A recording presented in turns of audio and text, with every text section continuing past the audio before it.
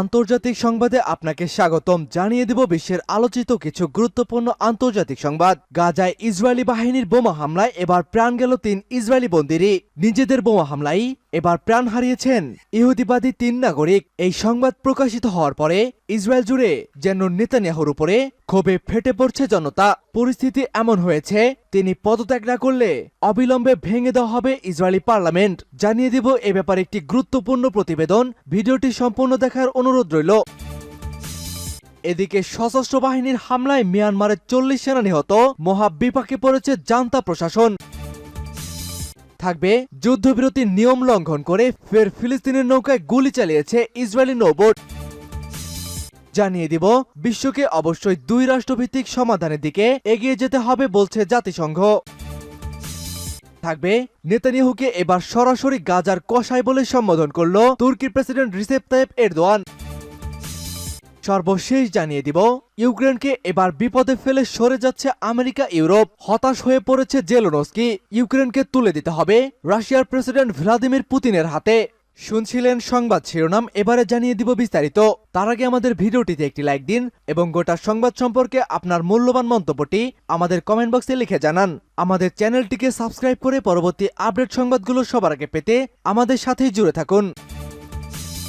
গাজায় নিজেদের বোমা হামলায় প্রাণ গেল ৩ ইসরায়েলি বন্দীর। গাজায় ইসরায়েলের বোমা হামলায় ৩ ইসরায়েলি বন্দী নিহত হয়েছে। বুধবার হামাসের সামরিক শাখা আল কাসাম ব্রিগেড এক টেলিগ্রাম পোস্টে এই খবর জানিয়েছে। ওই টেলিগ্রাম পোস্টে বলা হয়েছে, গাজায় ইসরায়েলের বোমা হামলায় ৩ ইসরায়েলি বন্দী নিহত হয়েছে। তারা ৩ জনেই একই পরিবারের সদস্য। সবচেয়ে ছোট বন্দীর নাম ফাকির বিবাস, তার বয়স মাত্র ১০ বছর। এছাড়া তার ৪ বছর বয়সী ভাই এবং তাদের মাও নিহত হয়েছে। ইসরায়েলি সেনাবাহিনী বলেছে তারা হামাসের এই বিবৃতি নিরীক্ষণ করছে।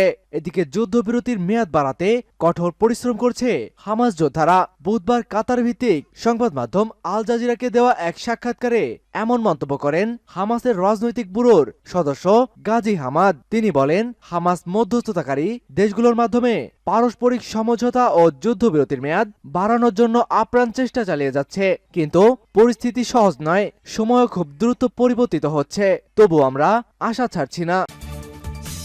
নেতানিয়াহুকে গাজার কসাই বলল এরদোয়ান।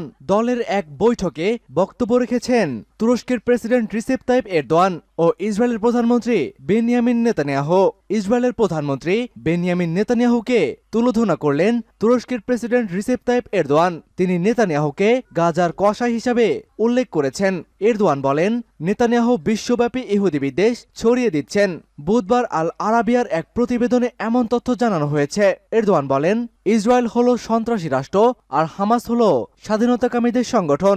দেশটির রাষ্ট্রীয় টেলিভিশনে দেওয়া এক বক্তব্যে এরদোয়ান বলেছেন, ইতিহাসে নেতানিয়াহু ইতিমধ্যেই নিজেকে গাজার কসাই হিসাবে নাম লিখিয়েছেন। তিনি বিশ্বব্যাপী ইহুদিদের নিরাপত্তাকে হুমকির মুখে ফেলেছেন। গাজার হত্যাযজ্ঞ চালিয়ে তিনি এমন বিপদ ডেকে এনেছেন। তুরস্কের ক্ষমতাসীন দল একই পার্টির এক বৈঠকে তিনি আন্তর্জাতিক আদালতের সামনে ইসরায়েল প্রশাসনকে তাদের সংগঠিত অপরাধের জন্য দায়বদ্ধতা নিশ্চিত করতে তুর্কির প্রতিশ্রুতিও পুনর্ব্যক্ত করেন।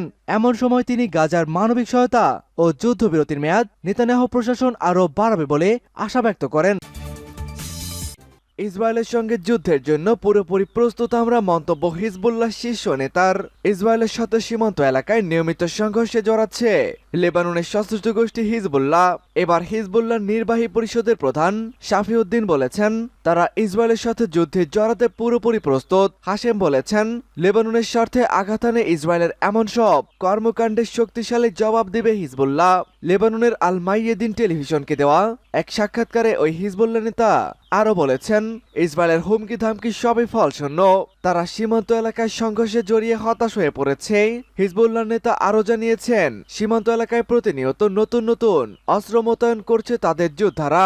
হামাস ৭ অক্টোবর ইসরায়েলে আক্রমণ চালানোর পর থেকেই সংঘাতে জড়িয়ে পড়েছে হিজবুল্লাহ গোষ্ঠী। তারা গাজায় ইসরায়েলি আগ্রাসন বন্ধের দাবিতে তেল আবিবকে লক্ষ্য করে একের পর এক হামলা চালিয়ে যাচ্ছেন। যুদ্ধবিরতির মধ্যে ফিলিস্তিনের নৌকায় ইসরায়েলের গুলি। যুদ্ধবিরতির মধ্যেই গাজার খান ইউনিস উপকূলে বুধবার গোলাবর্ষণ করেছে ইসরায়েলি গানবোট। এ সময় ফিলিস্তিনি নৌকায় গুলি চালানো হয়েছে। এদিকে অবরুদ্ধ গাজা উপত্যকায় ইসরায়েল ও হামাসের মধ্যে চলমান যুদ্ধবিরতি আরও 5 দিন বাড়তে পারে বলে জানিয়েছে ইসরায়েল সরকারের মুখপাত্র ইয়েলেন লেভি। তবে হামাস জানিয়েছে যুদ্ধবিরতি 4 দিন বাড়তে পারে। যুদ্ধবিরতির পঞ্চম দিনে 12 জিম্মি ও 30 ফিলিস্তিনি মুক্তি পেয়েছে। এএপি ও আল জাজিরা এই সংবাদ প্রকাশ করেছে। আল জাজিরার সংবাদদাতা জানিয়েছেন, যুদ্ধবিরতির মধ্যে বুধবার সকালে গাজার খান ইউনিসের উপকূলে ইসরায়েলি গানবোট গোলাবর্ষণ করেছে।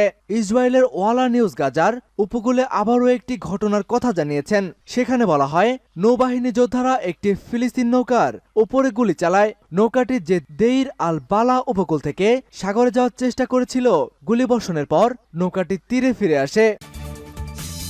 সশস্ত্র হামলায় মিয়ানমারের 40 সেনা নিহত। মিয়ানমারে বিদ্রোহী গোষ্ঠীর সশস্ত্র হামলায় গত 4 দিনে জান্তা সরকারের আরও 39 সেনা নিহত হয়েছেন। বিভিন্ন প্রদেশে বিদ্রোহীদের জোট, পিপুলস ডিফেন্স ফোর্স গ্রুপ ও নৃতাত্ত্বিক জনগোষ্ঠীগুলোর সংগঠন ইএনওর সদস্যদের হামলা আরও ভয়াবহ রূপ নিয়েছে। দেশটি থেকে প্রকাশিত ইরাবতী অনলাইন খবর এ তথ্য জানিয়েছে। বুধবার সাগাইন অঞ্চলের 23 শহর দখলে নেওয়ার চেষ্টা করেছিল বিদ্রোহী জোট পিডিএফএস। এদিন মেঘোয়া, থানিনথারিয়া, ওয়ান কাইয়া ও চীন প্রদেশের লড়াইয়ের খবর পাওয়া গেছিল।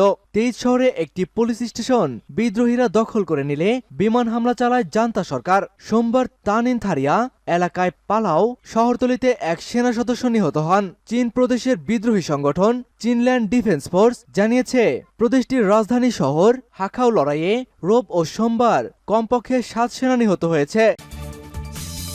হুতিদের শক্ত জবাব। এবার মার্কিন ডেস্ট্রয়ারে ক্ষেপণাস্ত্র হামলা চালিয়েছে ইয়েমেনের সেনারা। ইয়েমেনের নৌবাহিনী লোহিত সাগরের উপকূলে আমেরিকার একটি ডেস্ট্রয়ারে ক্ষেপণাস্ত্র দিয়ে হামলা চালিয়েছে। ইয়েমেনের হুতি আনসারুল্লাহ আন্দোলন সমর্থিত সামরিক বাহিনীর মুখপাত্র ব্রিগেডিয়ার জেনারেল ইয়াহিয়া সারিয়া এই তথ্য নিশ্চিত করেছে। গতকাল বুধবার টেলিভিশনে সম্প্রচারিত এক বিবৃতিতে তিনি একথা বলেছেন। ইয়েমেনের নৌবাহিনী মার্কিন ডেস্ট্রয়ার ইউএসএস গ্রিডলির বিরুদ্ধে অভিযান চালিয়েছে।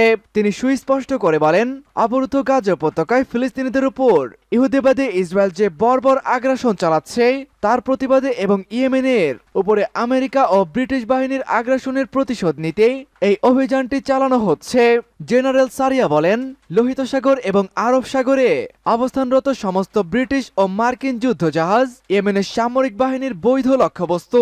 তিনি আরো বলেন, ইয়েমেনের সামরিক বাহিনীর নিজেদের মাতৃভূমির রক্ষার যেমন অধিকার রয়েছে, তেমনি ফিলিস্তিনিদের প্রতিও সমর্থন অটুট থাকবে।